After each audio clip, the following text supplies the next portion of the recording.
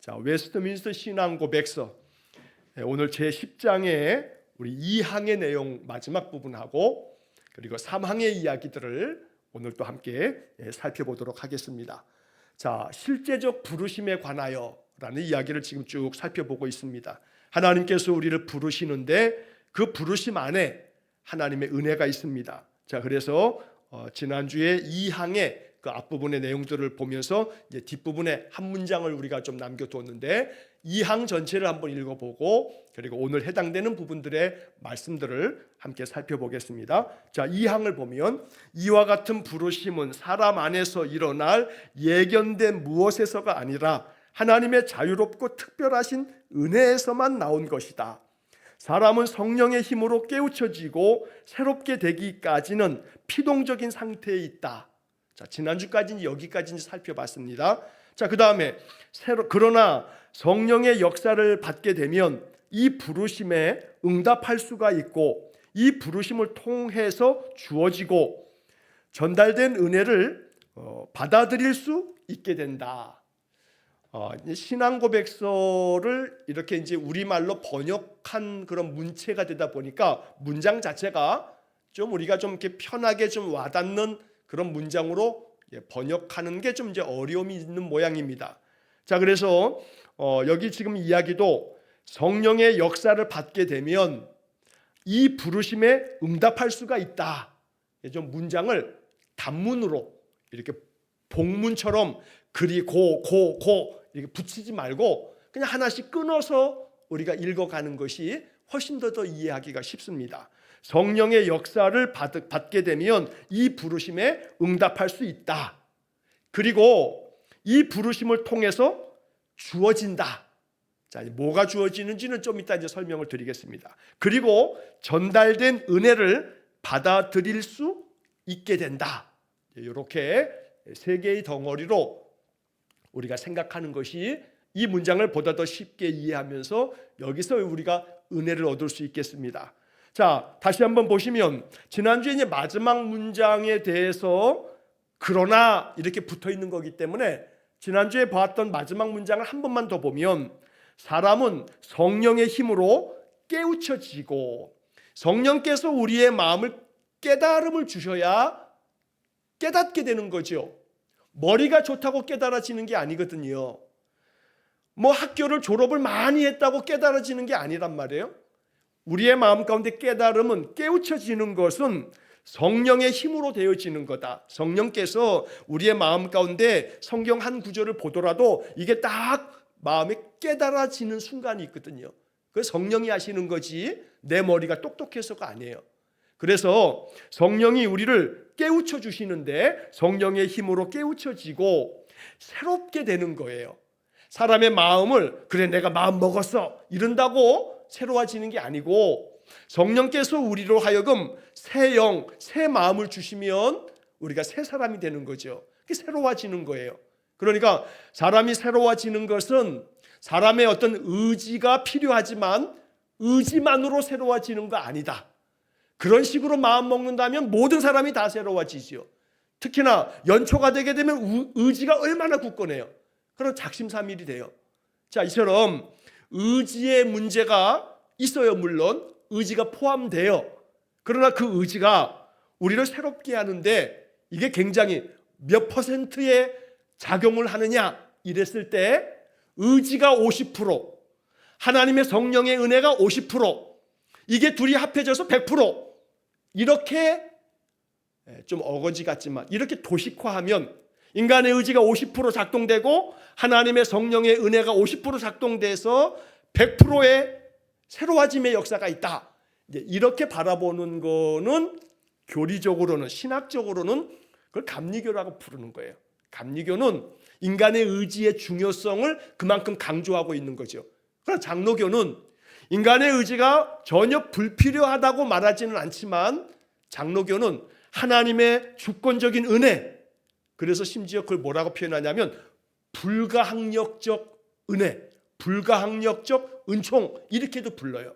신학적으로 칼빈의 그 교리의 핵심 중에 5가지 중에 하나가 바로 불가항력적인 은혜라는 라고 말하는 거예요. 불가항력이라고 하는 것은 내가 어떻게 해볼 수가 없는 거예요.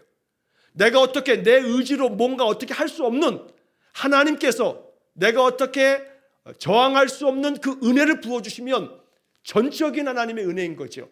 그러니까 인간이 50% 역할을 해야지만 된다. 아니요. 해야 되는 것이 맞지만 그게 필요하지만 그거가 없으면 안 돼. 할 수는 없다 이 말이에요. 인간의 의지가 작동되지 않는 상황에서도 우리 장로교인은 뭘 믿는 거냐면 하나님의 전적인 은혜, 불가항력적인 은혜. 그래서 우리의 인간의 의지가 아무것도 없어도 하나님이 주권적으로 하나님의 뜻대로 역사하시면 그런 이들에게도 하나님의 은혜가 부어진다라고 이렇게 믿는 고백이 장로교의 신앙 고백이란 말이에요.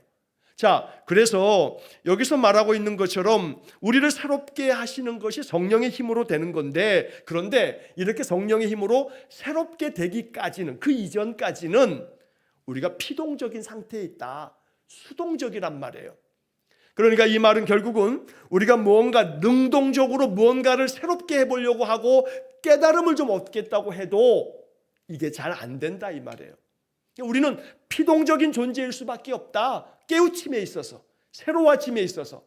그러니까 이 얘기가 결국 장로교의 신앙 고백이기 때문에 여기 피동적인 상태에 있다 이런 표현이 나오는 거예요. 그러니까 여기에 사람은 성령의 힘으로 깨우쳐지는 거고 새로워지는 건데 그 이전까지는 피동적인 상태에 있다. 이런 피동적인 상태에 있다. 이런 문장 자체가 이게 장로교 신앙 고백이구나 라고 하는 것을 느낄 수 있다 이 말이죠. 자, 그런데 이제 그 다음에 문장을 얘기하려고 앞에 거를 다시 한번 설명드린 겁니다. 그러나 성령의 역사를 받게 되면, 성령의 역사하심이 있으면 그 부르심에 응답할 수 있다. 물론 앞에 얘기를 제가 이제 다 설명을 드렸기 때문에 뒤에 말도 이제 이해가 되는 거예요. 다시 말하면 내가 능동적으로 무언가를 한다고 해서 깨우쳐지거나 또 새로워지는 것이 아니고 성령의 역사하심을 받게 되면, 이게 번역이 이렇게 됐어요. 성령의 역사하심을 받는다 이렇게 표현되어 있는데 그냥 좀 더 이렇게 문장을 다듬는다면 성령이 역사하시면 그 부르심에, 하나님의 부르심에 우리가 응답할 수 있게 된다. 이렇게 문장을 좀 바꾸면 좀 편안한 문장이 돼요. 그러니까 성령의 역사하심이 있으면, 성령의 역사를 받게 되면, 이 역사라고 하는 말이요, 국어 사전을 보면요, 이 역사라고 하는 말이 한자말로 한 11가지, 12가지가 나와요. 한자가 다른 한자를 써서.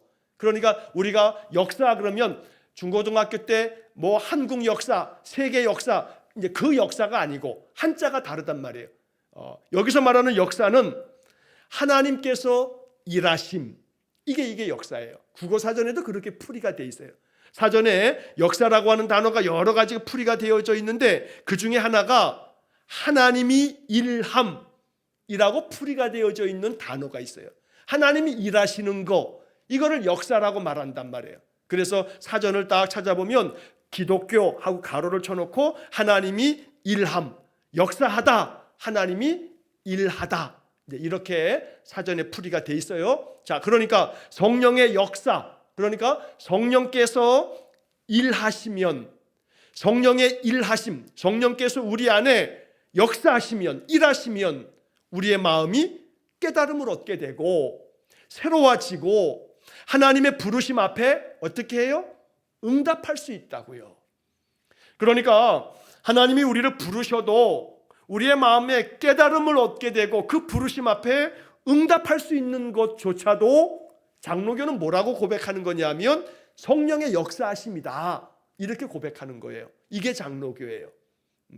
여러분, 이렇게 이 교리를 배우다 보면 어느 부분에서 신학적으로 이 교파가 왜 이렇게 다른가라고 하는 부분에서의 그런 신학적인 차이도 우리가 이런 교리 공부를 하다 보면 배울 수가 있는 거죠. 자, 그래서 성령의 역사하심, 성령이 전적으로 역사하실 때 우리가 의지가 설사 결여되었어도 그 부르심 앞에 응답할 수 있는 그런 은혜를 얻게 된다라고 말하는 것이 여기 담겨 있는 뜻입니다. 자, 그런데 이제 그 다음에 문장에 보면 이 부르심을 통해서 주어지고 전달된 은혜를 받아들일 수 있게 된다. 그러니까 여기서 부르심을 통해서라는 말이 하나님이 우리를 부르시는데 그 부르심 속에 뭐가 담겨 있는 거냐면 거기에 이제 주어진 바가 있어요. 주어진 은혜, 전달된 은혜. 그러니까 이 말은 결국 뭐예요? 부르심 속에 뭐가 포함되어 있다? 은혜가 포함되어 있다는 거예요. 부르심을 통해서 우리에게 은혜를 주시는 거예요. 그리고 그 부르심 속에 하나님이 그 은혜를 전달하시는 거예요. 한마디로 더 쉽게 얘기하면 우리를 부르셨다. 이게 은혜, 이게 은혜. 우리는 생각하기를 하나님이 부르셨어. 은혜를 주시려고. 하나님이 부르셨어. 내 기도에 응답해 주시려고. 그러면 응답이 은혜라고 생각한단 말이에요. 응답이 없으면 아이고 은혜가 없어 라고 하는 마음이 생긴단 말이에요. 그런데 나를 부르셨는데 은혜 주시려고 부르셨는데 은혜를 주셔서 은혜를 받는다고 생각하는데 여기 신앙 고백 속에 담겨 있는 것은 부르심을 통해서 주시고 전달된 은혜라고 말했을 때 이 안에는 뭐가 전제되는 거냐면 부르심 자체가 은혜인 거예요. 부르심 자체가.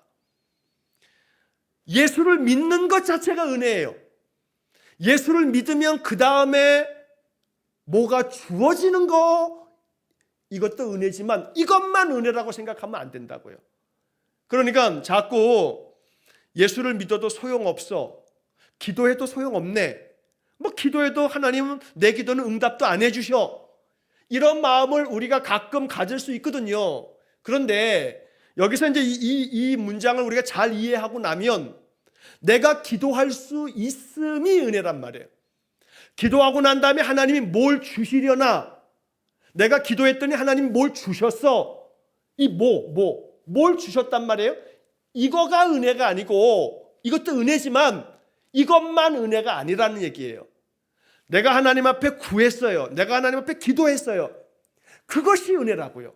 왜요? 하나님이 나를 부르심으로 내가 하나님께 나와 기도했으니까. 이제 그 다음에 하나님이 뭘 주시느냐라고 하는 문제는 우리의 마음속에 하나님을 신뢰하셔야 돼요. 하나님이 무엇을 주셔도 은혜임을 고백하는 거예요. 다시 말하면 내가 A를 구했어요. 그럼 하나님이 나에게 A를 주셨어요. 내가 원하는 때에 A를 주셨어요. 그러면 진짜 이거죠. 맨날 이러면 좋겠어요. 그러면 예수 안 믿을 사람 아무도 없을 거예요 아마. 내가 그냥 기도만 하면 내가 기도한 대로 원하는 때에 아주 그냥 바로바로 주신다면 하나님 안 믿을 자가 누가 있겠어요? 뭔 의심이 생기겠어요? 전혀 의심이 안 생기죠. 예수님의 이름으로 기도합니다. 딱 했더니 눈 뜨자마자 뭔가 역사가 일어나면 말이에요. 그러나 이제 그렇게 되어지다 보면 우리의 신앙이 실족할 일을 많이 만나게 돼요. 아무리 구해도 하나님 묵묵부답. 하나님 없는 것 같아. 하나님 대답을 안 하셔. 심지어 응답하기는커녕 내가 원하는 대로가 아니라 전혀 180도 다른 어떤 결과물이 주어졌어. 그런 마음 가운데 인간이니까 실망하게 되죠. 나는 A를 바랬는데 하나님은 Z를 주시는 거야. 맨 끝에 있는 거를. 그런 마음이 낙담이 되죠. 이러한 절박함 속에 기도해도 하나님 엉뚱하게 대답하시지 않으면 신앙이 흔들려요. 그런데 우리가 보다 더 이제 신앙의 깊이를 더해가다 보면 하나님께서 우리를 부르실 때 그 부르심 안에는 벌써 이미 은혜가 담겨 있는데 이건 뭐냐면 하나님과 나 사이의 관계가 막혀 있지 않다는 거예요. 이 말은 하나님과 나 사이의 관계가 막혀 있지 않음으로 인해서 내가 지금 하나님께 나와 하나님께 고할 수 있다는 것 자체가 그런 믿음의 마음이 생겨지는 것이 하나님의 전적 은혜인데 우리의 마음속에는 자꾸 하나님과의 관계에 대한 소망보다는 하나님이 뭘 주시려나 내가 원하는 것을 주셔야 되는데 라고 하는 것에 무게중심이 있거나 거기에 초점이 맞춰져 있으면 이제 그 신앙은 야단칠 신앙은 아니지만 그런 단계가 다 필요한 거겠지만 그 신앙은 보다 더 발전되어져야겠다. 하나님이 나의 기도에 어떻게 뭘 주시려나 이 뭐에 초점을 맞추시지 마시고 내가 하나님 앞에 기도할 수 있으니 은혜다. 하나님이 나의 기도를 들으시니 은혜다. 나를 부르셔서 하나님을 찾게 하셨으니 은혜다 라고 고백하시면서 구하시면, 기도하시면 신실하신 하나님은 내 기도를 다 들으시고 하나님 앞에 있는 말라기서에 말한 것대로 하면 기념책에 기록하시고 그리고 나의 인생 가운데 하나님의 선한 뜻을 이루어 주실 겁니다. 여러분 이것을 믿으셔야 돼요. 이 믿음의 지경까지 이르게 되면 나의 삶의 그 어떤 것도 내 마음에 자꾸 그것 때문에 쫓기는 마음 때문에 강박증이 생기지 않아요. 마음을 내려놓을 수도 있어요. 십자가 아래 다 던져놓고 하나님 맡아서 하세요. 난 하나님 앞에 전적으로 다 맡겼어요 하고서 그 다음부터는 이것에 대해서는 내 마음이 요동치지 않도록 내 마음이 견고한 반석 위에 딱 우뚝 설 수 있다는 거죠. 그러면서 감내해야 될 고통이 찾아와도 두렵지 않아요. 그러면서 찾아오는 많은 시련과 괴로움조차도 나는 하나님 의지하면서 찬송하면서 견디어낼 수 있는 의지가 생겨요. 마음이 거기서부터 솟아나온다 이 말이에요. 그것이 성숙되어져 가는 믿음이에요. 그래서 여기서 하나님의 부르심을 통해서 주어지고 전달된 은혜라고 하는 이 표현을 하나님이 날 부르셔서 내가 기도할 때 내게 무언가 내가 원하는 것을 주시더라, 이것만 은혜라고 여기시지 마시고 부르심이 은혜다. 그 부르심을 통해서 하나님은 끊임없이 내게 전달하시는 은혜가 있어요. 여기 전달된 은혜가 여러분 여기 보세요. 이 문장에 부르심을 통해서 뭘 전달하셨다는 거예요? 목적어가 뭐가 있어요? 목적어가 여기에 표현 안 돼 있어요. 하나님이 나를 부르셔서 부르심을 통해서 내가 원하는 것을 주시고 원하는 것을 전달해 주시는, 이렇게 말하지 아니하고 주어지고 전달된 은혜라고만 표현되어 있어요. 그 전달된 은혜, 뭘 전달해 주시냐 이 말이에요. 하나님이 나에게 전달해 주시는 게 뭐예요? 우리는 기대하죠. 내가 원하는 것을 전달해 주시면 좋겠다 하고 마음 먹는단 말이에요. 그러나 하나님이 말씀하시기를 내가 너가 원하는 것을 전달해 주마, 이것이 은혜지 라고 전달해 주실 때도 있지만 이런 것들 전혀 전달해 주지 않고 그래 너 오늘 나와 나한테 구했구나, 내게 기도했구나, 나에게 지금 네가 말하였구나, 나도 너에게 말하마 하고 잔뜩 말해 주실 수도 있어요. 그것이 은혜야. 그냥 내게 주어지고 전달된 은혜가 어느 때에는 내게 잔뜩 말씀하시는 것밖에 없을 때도 있어요. 내가 원하는 것을 원했는데 이건 안 주시고 잔뜩 나에게 말씀만 하시는 거예요. 그리고 아무것도 내가 원하는 건 주시지 않아. 그럼 전달된 은혜가 없는 거예요? 아니란 말이에요. 아니란 말이에요. 하나님을 믿는 믿음은 나에게 전달된 은혜는 하나님이 주실 그 무언가가 아니라 하나님이다. 하나님이다. 하나님이 전달해 주시는 가장 큰 은혜는 하나님 자신이다. 그래서 이 성탄절이, 이 대림절이 예수 그리스도가 이 땅에 오심은 하나님이 하나님 자신을 성자 하나님으로 이 땅에 육신을 입고 이 땅에 오심으로써 전달된 가장 큰 은혜는 예수 그리스도다 라고 우리가 고백적으로 말하는 거예요. 하나님 자신이 나에게 주어지고 하나님 자신이 나에게 전달되어지는 것, 이게 가장 큰 은혜다 라고 하는 것을 이 이야기 속에서 우리가 고백할 수 있기를 간절히 원합니다. 자, 거기 나와 있는 성경 구절 중에서 한두 가지만 좀 보겠습니다. 자, 요한복음 6장 37절이 적혀 있어요. 자, 요한복음 6장 37절은 이미 앞에서 1항을 할 때 1항 마지막 문장에서 한번 읽어본 바가 있는데 다시 한번 읽어보면 아버지께서 내게 주시는 자는 다 내게로 올 것이요 내게 오는 자는 내가 결코 내쫓지 아니하리라 라고 말씀하고 있어요. 자, 여기서 아버지께서 내게 주시는 자는 다 내게로 올 것이요, 부르심이라고 하는 것은 하나님께서 우리를 부르셔서 예수 그리스도에게로 나아가게 만드셨어요. 이것이 은혜예요. 그래서 예수님은 내게 오는 자는 내가 결코 내쫓지 않는다. 그러니까 하나님의 부르심 앞에서 우리가 성령의 힘으로 응답할 수 있게 되는데, 그런 응답할 수 있는 이것이 놀라운 은혜인 거예요. 저는 그래서 그렇게 고백해요. 우리가 예배 중심의 삶을 살아가며 하나님께 찬송하는 마음이 생겨지게 되고, 기도할 마음도 생기고, 말씀 읽고 말씀 가운데 거하려고 하는 마음이 자꾸 생기는 것이 하나님의 부르심의 징표다. 징표. 그게 증거가 되는 표징이라 이 말이에요. 내 마음속에 기도할 마음이 생겨요. 이거 기도해야겠는데 하는 생각이 들었어요. 이거 하나님의 부르심이에요. 오늘은 내가 예배해야겠어. 오늘은 내가 말씀을 좀 마음에 깊이 생각해야겠어 라는 마음속에 또 하나님께서 내 마음 가운데 선한 마음을 주셔서 내가 이렇게 해야겠다, 이렇게 하면 주님이 기뻐하시고 사람들에게도 이게 좋은 일이 되겠어 라는 마음이 떠오를 때 이거 하나님의 부르심이란 말이에요. 여기에 우리가 응답하면 그런 응답의 과정 속에 하나님이 역사하시는 거예요. 성령의 역사가 그 속에 있는 거예요. 그러니까 이 이야기를 정리하면서 꼭 기억해야 할 것은, 내가 하나님 앞에 응답할 때, 부르심에 응답할 때 성령의 역사하심이 나타난다. 이것은 성경의 많은 믿음의 선진들이 보여주었던 굉장히 중요한 가르침인 거지요. 부르심에 응답하는 자들을 통해서 하나님은 하나님의 놀라운 역사하심을 나타내신다는 거예요. 하나님은 사람을 통해서 일하시는 분이세요. 하나님이 역사 가운데도, 역사 속에서도 사람을 통해서 역사를 만들어 가시는 거거든요. 그러므로 나를 통해서 일하시도록, 성령의 일하심, 성령의 역사가 나를 통해서 펼쳐지도록, 그러려면 내가 끊임없이 하나님의 부르심에 응답할 줄 아는 그런 삶을 살아갈 때 하나님께서 나를 통해서 일하시는 놀라운 증거를 보게 될 겁니다.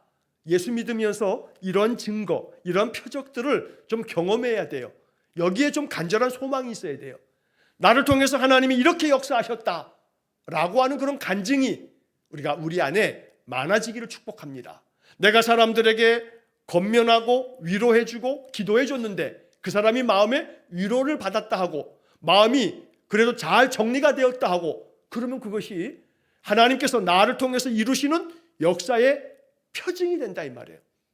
내가 그들에게 어떤 기도를 전하여 주고 또 어떻게 축복해 주었는데 그 기도대로 하나님께서 역사하시기를 바라면 나를 부르심에 하나님 나를 내가 응답함으로써 하나님 그 속에서 놀라운 표적들을 나타내실 줄로 믿습니다. 기독교는요, 표적을 믿는 종교예요. 이것은 단순히 기복주의적으로 하나님이 이렇게 하면 다 뭐 낫게 해주실 거야, 이건 뭐 성공할 거야, 이건 다 될 거야, 이런 게 아니고요. 하나님의 역사하심이 이루어지기를 빌며 그 속에서 나타나는 증거를 사모하는 그런 믿음을 갖는 것이 살아있는 믿음이 된다 이 말이죠. 그러한 믿음이 우리 안에 아름답게 나타나기를 간절히 축원합니다. 자, 성경 구절 하나만 좀 더 보도록 하겠습니다. 요한복음 5장 25절. 요한복음 5장 25절. 그 중간에 에스겔 36장 27절은 지난번에 우리가 여러 차례 좀 살펴봤던 거기 때문에 그건 생략하고 요한복음 5장 25절을 보면 진실로 진실로 너희에게 이르노니 죽은 자들이 하나님의 아들의 음성을 들을 때가 오나니 곧 이때라. 듣는 자는 살아나리라.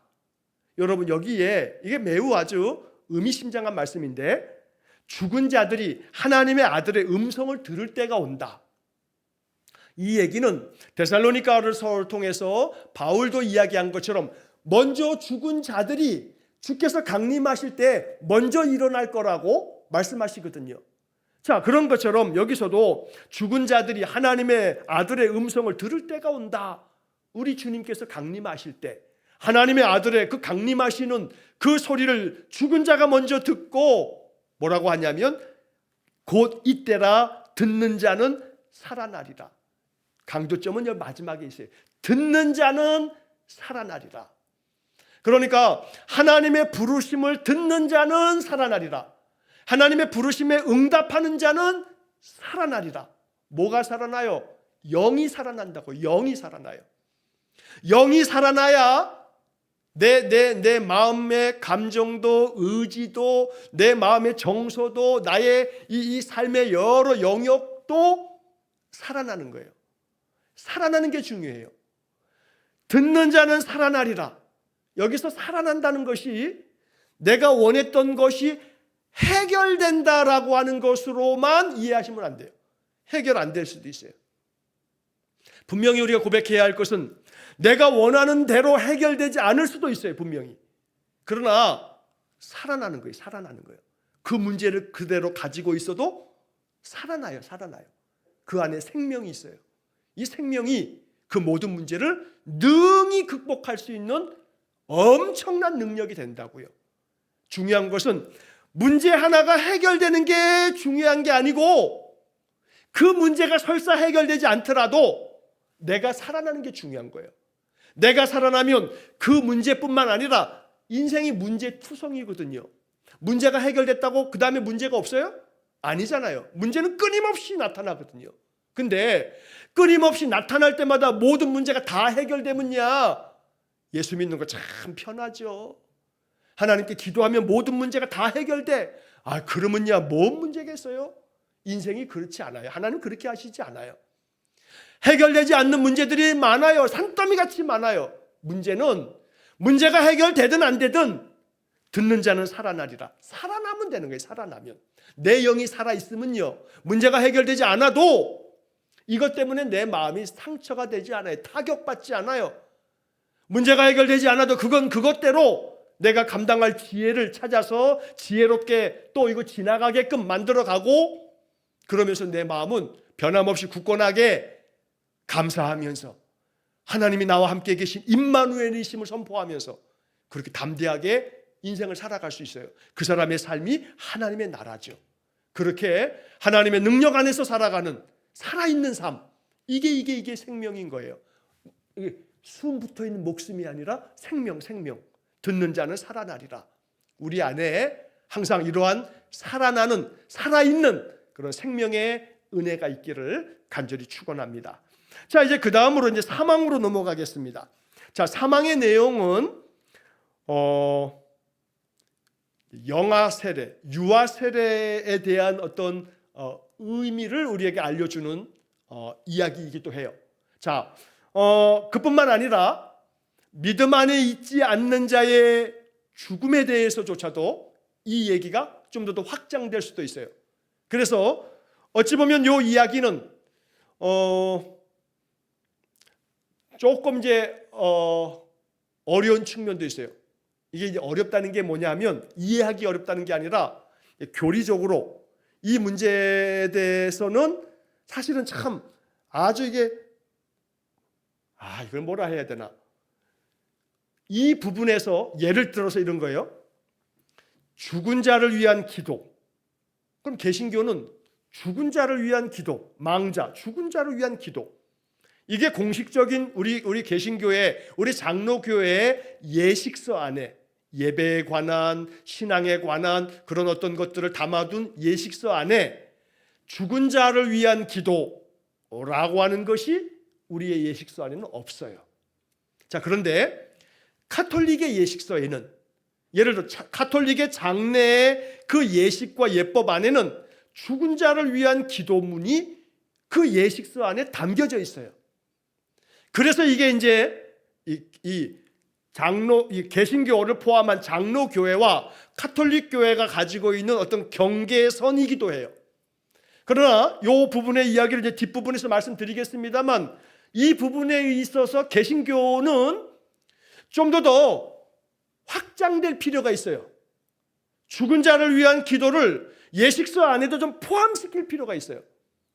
제가 이제 이렇게 얘기하게 되면, 만약에 어떤 누군가가 저에게 유감이 잔뜩 있어가지고, 야, 일산은광교회 김진정 목사가 죽은 자의 기도에 대한 것들을 강단에서 얘기했다, 이것은 우리 교단이 가지고 있는 교리적인 어떤 이야기에 위반됨이 있다 해가지고 저를 노회나 총회 정치부에다 고소를 하면, 그러면 그 정치부에서 교리에, 우리 교단의 교리에 그 준해서 교리에 위반됨이 있을 수 있다 하면서 이제 저는 가서 불려가서 내 신앙 고백서를 다시 써야 돼.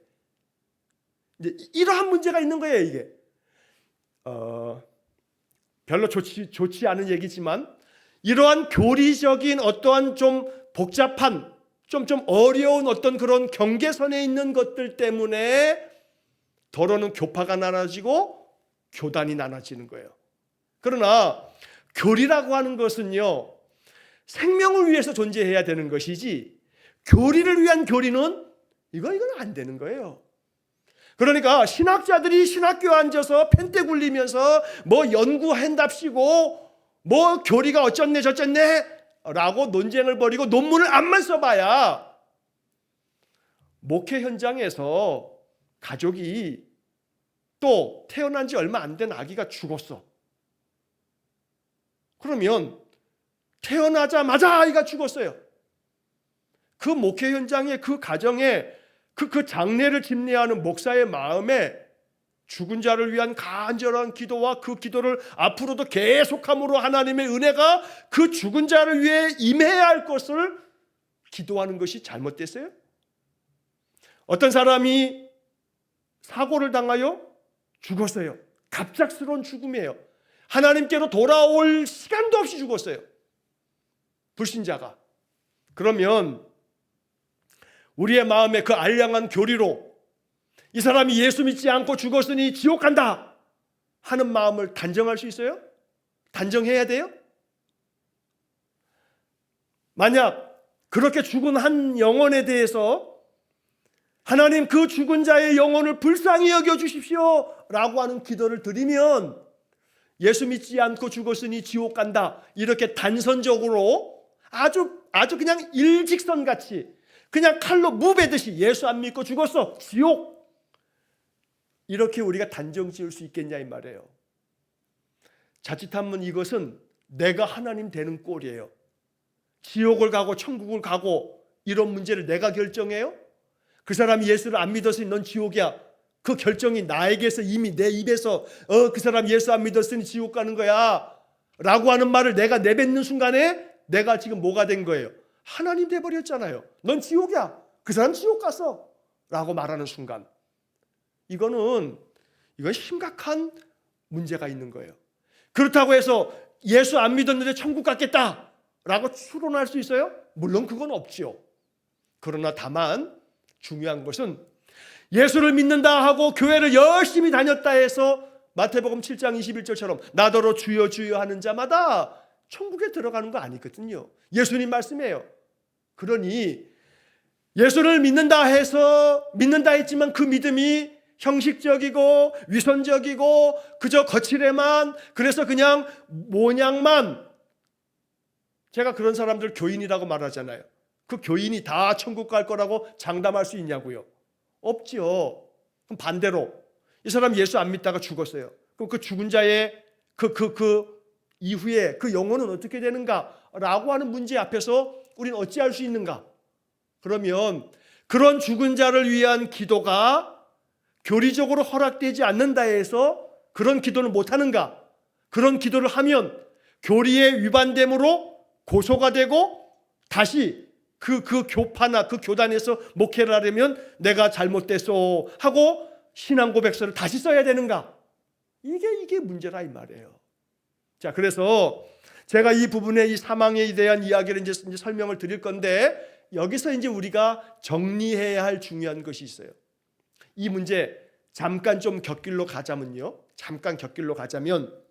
제 친구 목사가 부산에서 목회를 하다가 그 교회에서 쫓겨났어요. 자, 쫓겨난 어떤 그런 발단이 됐던 것들은 여러 가지 물론 있겠지만 이제 딱 소위 말해 딱 촉발되어졌던 그 원인은 제 친구 목사가 교인의 장례, 교인 가족의 장례를 갔어요. 근데 그 장례를 갔는데 그건 아주 전통적인 그 경상도 아주 유교적인 집안이에요. 근데 그 집에 그 죽은 그 망자, 죽은 이가 신앙생활 했던 분은 아니에요. 근데 이제 이 분의 직계 가족이 제 친구 목사의 교인이었던 거죠. 그래서 이제 그 장례에 가서 문상을 갔어요. 자, 문상을 갔는데 거기에 뭐 상도 다 차려져 있고 완전히 그냥 유교식 그런 장례 예법을 해놨죠. 이 목사가 그러니까 거기에는 뭐 헌화하고 뭐 이런 것도 없어요. 다 향을 피우고 그리고 또 재배를 하고 뭐 이런단 말이에요. 자, 이 목사가 가가지고 문상을 하면서 향을 피워서 마음의 경의를 표하고 제배를 했어요. 그리고 이제 상주들하고 또 이제 인사를 맞절을 하고, 자, 그런데 이거를 트집 잡는 거예요. 이거를 교인들 중에 이제 어떤 유력한 자들이 이걸 트집 잡아서 우리 목사가 장례에 가서, 장례식 문상을 가서 그 빈소에서 제배를 했다. 고인에게 2번이나 절을 하더라. 이게 신앙적으로 이게 되느냐 마느냐. 아니, 이걸 가지고 정치부에다가 고소를 했어요. 그래서 이것이 물론 그 외에도 이제 여러 가지 이제 역학 관계가 있습니다만, 그것이 발단이 돼 가지고 결국은 있을 수가 없게 돼버린 상태로 그 교회를 쫓겨나든 나올 수밖에 없어요. 자, 이렇게 어떤 그런 기독교 교리라고 그렇게 불려지는 몇몇 가지 것들이 어떤 경우에 있어서는 완전히 이제 이 교리에 얽매여 있는 이 어떤 사람들이 교리를 들이대고 사람들을 고소 고발하는 일들이 실제로 교회들 안에 있어요. 종종 있어요. 신자들이 그러한 것들을 직접 피부로 와닿게 느끼실 그런 경험은 별로 없으시겠지만, 이제 목사들은 종종 그런 어떤 선후배 동기들의 목회들 중에서 그런 일들이 문제가 돼서 교회에서 쫓겨나는 그런 일들도 있다 이 말이에요. 그래서 교리가, 더러는 표현이 좀 그렇습니다만, 교리가 무서워요. 교리가 무서워. 그러나 오늘 이 사망을 이야기하면서 우리가 이해해야 할 것은, 이런 것들은 그냥 여러분들 신경 쓸 필요가 없고 좀 그렇다더라 라고 하는 그런 사례를 제가 드는 거고, 여기서 얘기하고자 하는 중요한 바는 아까 말씀드린 것처럼 죽은 자의 구원의 문제, 이 문제를 닫아두어야 되는가? 안 돼. 예수 안 믿고 죽은 자는 지옥 가는 거야 하고 단정 짓고 여기서 끝내버릴 문제인가? 아니면 여기 지금 사망이 담고 있는 이 교리의 의미를 우리가 잘 이해해서 하나님의 은혜를 구해야 되는가? 라고 하는 문제로 이제 이 사망을 보게 되는 거예요. 자, 제가 좀 서론이 길었는데, 자, 먼저 이제 문장을 좀 보겠습니다. 선택을 받은 영혼은 어려서 죽는다 할지라도 성령을 통해서 그리스도로 인하여 중생하고 구원을 받는다. 선택을 받은 영혼은 어려서 죽는다 할지라도, 아이가 태어나자마자 죽었어요. 아니면 태어나기 전에 어머니의 태 안에서 죽었어요. 태어나지 않았으니까 얘는 사람이 아니에요? 아니잖아요. 이미 잉태가 되어서 그 아이가 태중에서 자라나다가 아이가 죽었어요. 그래서 아이를 낳을 수밖에 없어요. 사산이 됐어요. 어머니의 그 비통한 마음을 이루 헤아릴 길이 없어요. 그 사산을 한 그 아기를 두고 이제 그 엄마가 눈물로 하나님 앞에 기도를 해요. 목사에게 기도를 청해요.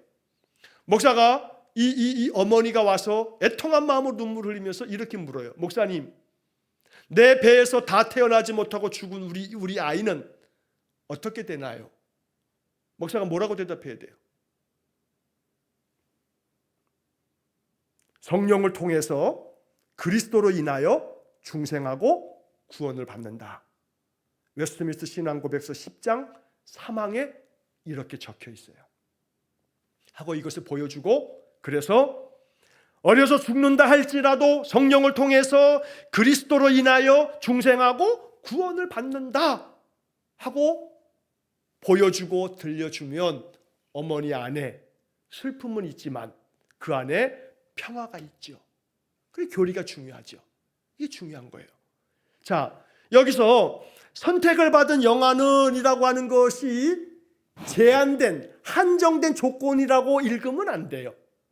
이것이 마치 그러면 선택을 받지 않은 영화가 있는 건가? 이런 식으로 논리가 가면 안 된단 말이에요. 그런 논리를 만들려고 이런 문장이 나온 게 아니에요. 이 웨스트민스터 신앙고백서를 해설해주고 있는 해설서들이, 많은 해설서들이 있는데 그 중에 한 해설서를 보면 이 부분에서 선택을 받은 영혼은 이라고 하는 이 표현이 선택받지 않은 영혼가 있다라고 하는 식으로 이해하면 안 된다라고 하는 설명이 붙어 있는 책이 있어요. 제가 그 말씀을 드리는 거예요. 선택을 받은 영아는이라고 하는 것은 이 땅에서 태어나도록 하나님께서 생명을 주셔서 그 영혼이 어머니 뱃속에서 10달을 있어 이 세상에 태어나는 것과 어머니 뱃속에 있을 때부터 태어난 영아는 모두가 다, 우리 모두는 선택받은 인생들이에요. 다. 모든 인생은 선택받은 인생들이에요. 자, 그런데 그 아기가 어려서 죽었어요.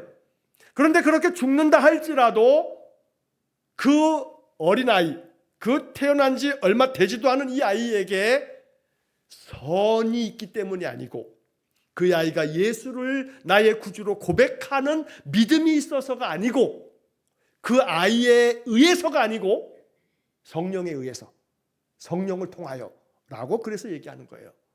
그러니까 예수를 나의 신앙의 고백으로 하나님의 아들이요 나의 구세주가 됨을 고백하는 이들에게 물로 세례를 받고 죄사함을 얻으며 하나님의 자녀되는 은혜를 얻는데, 그렇지 못한 영아들에게, 유아들에게 어떻게 되는가? 이것은 그 사람의 신앙의 고백에 의해서가 아니라 성령을 통해서 그리스도로 인하여 중생도 있고 구원도 있다라고 말하는 거죠. 이것이 바로 장로교에서 얘기하는 하나님의 전적인 은혜, 불가항력적인 은총, 이렇게 말하는 거죠. 자, 그래서 여기서 이제 아까도 말씀드렸지만 감리교가 가지고 있는 신앙적인 어떤 그런 교리적인 고백하고 장로교의 신앙적 고백의 어떤 그런 갈림선의 차이가 이제 여기에 있는 거예요. 자, 그래서 우리는 내 의지나 나의 어떤 고백, 이것이 불필요하다는 게 아니라 이것이 설사 아니어도 구원함의 은혜의 가장 결정적인 키는 하나님이 지고 계신 것이지, 그래서 우리는 그걸 뭐라고 하냐면 하나님의 절대적인 주권이다, 이렇게 말하는 거예요. 이게 장로교의 신앙 고백서의 중요한 고백이거든요. 하나님의 절대적 주권, 좀 거칠게 표현하면 하나님 마음인 거예요. 토기장이의 마음인 것처럼 우리를 구원하심은 성령을 통해서 하나님이 주권적으로 행하시는 거라 이 말이에요. 그래서 우리가 아침에 지금 말라기서를 읽고 있는데 말라기 1장에서 그 부분이 나왔던 거죠. 하나님이 야곱에게 복을 주시고 에서에게 복을 주시지 않았다. 그거는 하나님의 주권이다, 주권이라고 말씀하고 있는 거거든요. 자, 이래서 여기서 영아는 어려서 죽는다 할지라도 성령을 통해서 그리스도로 인하여 중생하고 구원을 받는다. 그런데 이제 이것이 웨스트민스터 신앙 고백서의 정신인데, 이게 이렇게 시간과 역사를 흘러가면서 교회는 이런 것들을 어떻게 이 교회의 어떤 제도 안에 담아두었냐면 유아세례라고 하는 것으로 영아가 하나님의 성령을 통해서 그리스도로 인하여 은혜를 얻는 자가 되기 위해서 유아세례를 베풀어야 한다라고 하는 그런 어떤 교회의 어떤 그런 제도를, 그런 성례를 만들게 된 거예요. 그래서 우리 교단만 하더라도 2021년 이전에는 2020년까지는요 이 유아세례가 만 2세 미만의 아이들에게 유아세례를 베풀었어요. 3세가 되면 그때서부터 유아세례를 베풀지 않았어요. 법적으로 그렇게 돼 있어요. 그러니까 아버지나 어머니가 세례인으로서 부모 중에 한 사람은 세례를 받은 이가 되어져야 되고, 그리고 그 아이가 만 2세 미만이어야만 유아세례를 베풀었어요. 2020년까지 우리 통합식 교단은. 그런데 이것이 교단의 헌법이 바뀌었어요. 2021년에 개정된 헌법이 모두 다 공포됨으로써 2021년서부터는 이제 이 영아세례, 유아세례라고 불려지는 이것이 달라지게 됐어요. 그래서 유아세례를 받을 수 있는 나이가 우리 교단은 6살까지 유아세례를 받을 수가 있어요. 그러니까 유아세례를 6살까지의 아이들은 유아세례를 받을 수가 있고, 자, 그 다음에 그렇게 개정되어지는 헌법이 2021년에 발효가 되면서 뭐가 생겼냐면 아동세례가 생겼어요. 아동세례가. 자, 그래서 아동세례가 생기면서 아동세례는 7살부터 12살까지 아동세례를 받게 되게 됐어요. 21년서부터. 자, 그래서 이 초등학교 나이의 아이들이 아동 세례를 받고 초등학생들도 성찬식에 참여할 수 있게 됐어요. 아동 세례를 받고.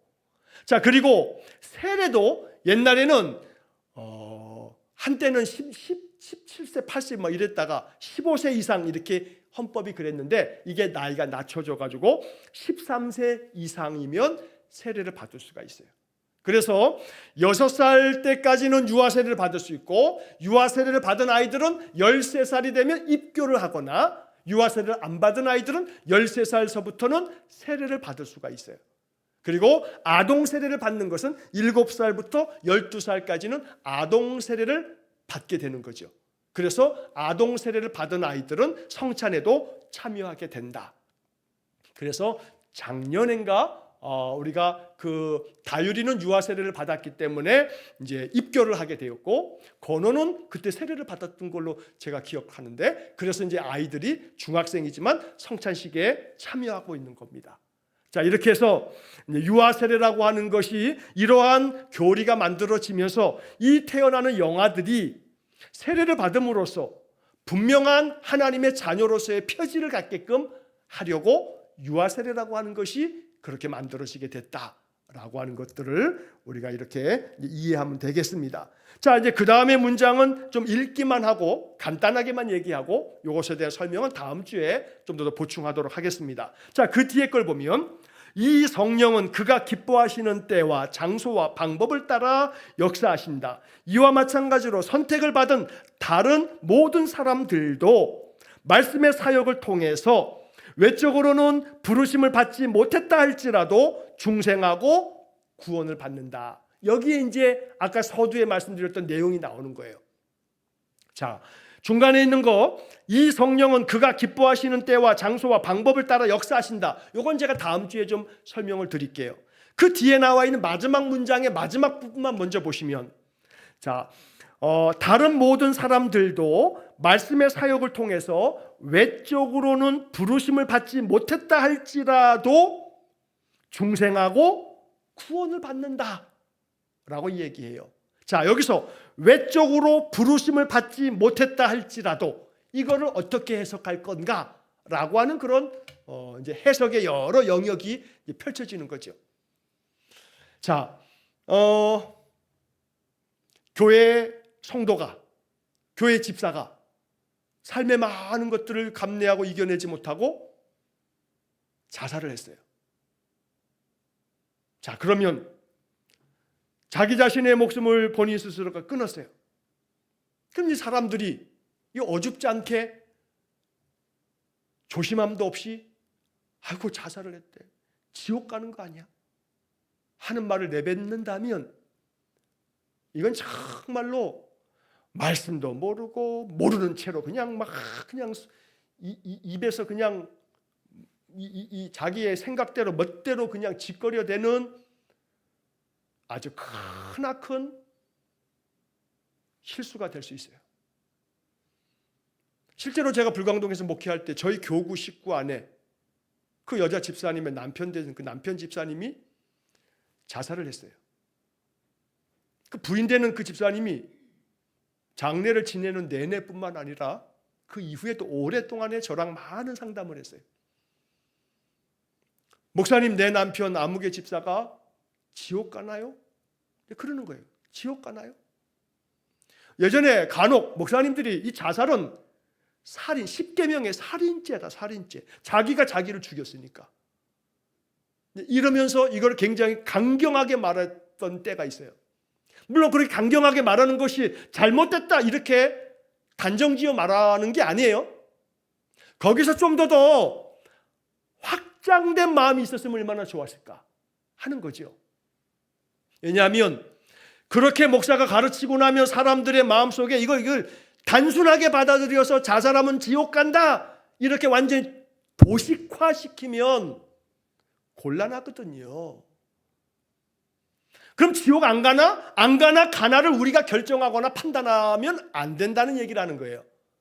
사람의 생명에 죽음도 삶도 천국도 지옥도 모든 것을 판정하고 결정하는 것은 우리의 어줍지 않은 이 교리가 아니라 전능하신 하나님이신 거예요.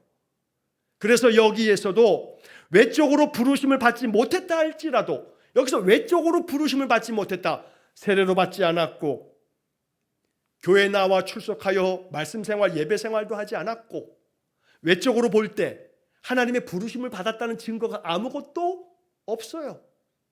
이 사람이 하나님의 부르심을 받은 사람이야 라고 하는 외적으로 드러나는 게 아무것도 없어.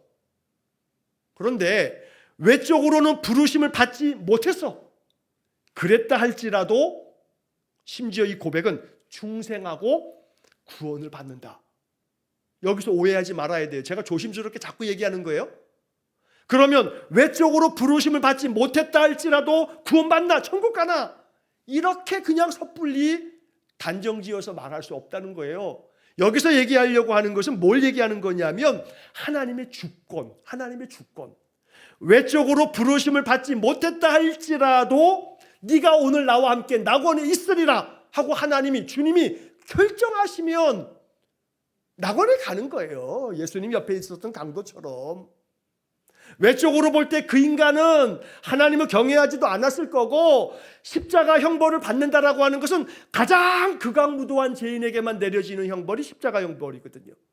근데 그놈이 십자가 위에 달려서 지금 죽기 일보 직전에 주님 나라에 임하실 때 나를 기억해 주십시오.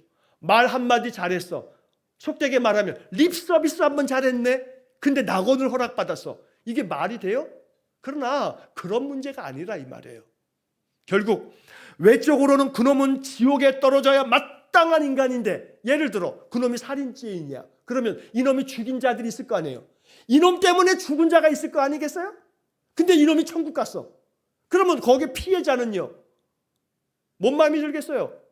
어떻게 그러냐고. 예수님이 어떻게 저놈 때문에 죽은 자가 몇십 명인데, 아니 그놈이 죽을 때 한마디 잘했다고 천국이라고? 그러면 그 살아있는 이들이 뭐라고 생각하겠어요? 어떤 마음을 갖겠어요?